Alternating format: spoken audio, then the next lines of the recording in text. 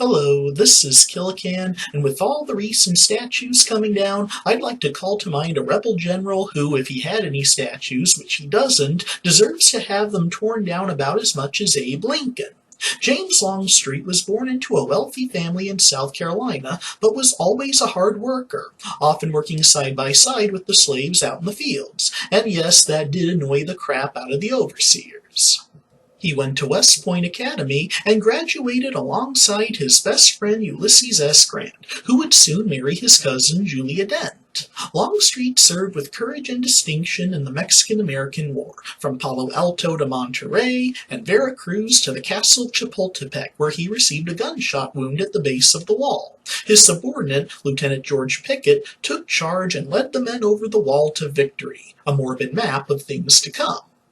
When South Carolina, Alabama, and Georgia seceded from the Union, all of which Longstreet considered home, he resigned his commission and returned home to take up arms in their defense. Longstreet, as always, was exemplary, and soon climbed the ranks to lieutenant general with command of his own corps. Though General Lee often showed overt favoritism for his fellow Virginians, he recognized Longstreet's value, calling him his old warhorse.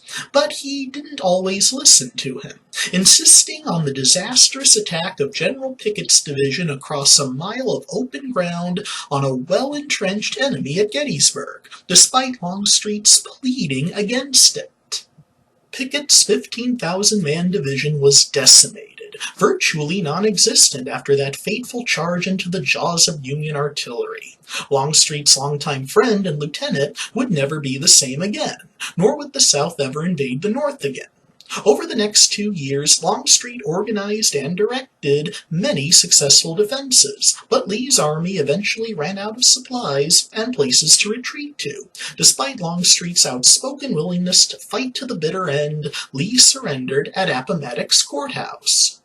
As his men relinquished their weapons, Longstreet saw his old friend General Grant walking the grounds. He walked up and greeted the man he hadn't seen since before the war.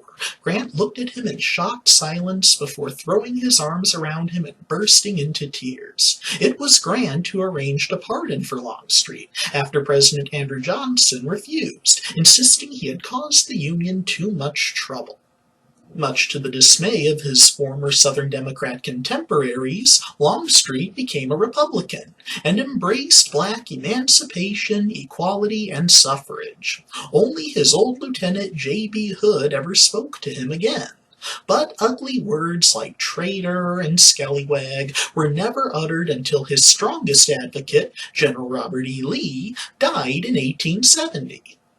In 1872, as violence by the KKK and White League ran rampant throughout Louisiana, Longstreet was appointed Adjutant General of the Louisiana State Militia, sending them to defend and rescue emancipated blacks.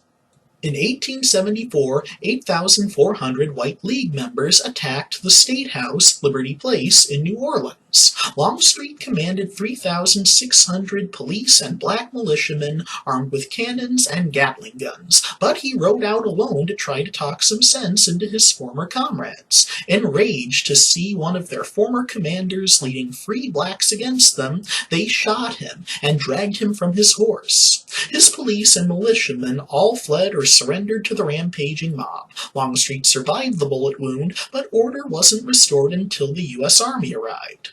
Longstreet died of pneumonia while being treated for cancer in 1904. Thankfully, due to his unpopularity after becoming a Republican and leading free blacks against the White League, he doesn't seem to have any statues for rampaging idiots to tear down.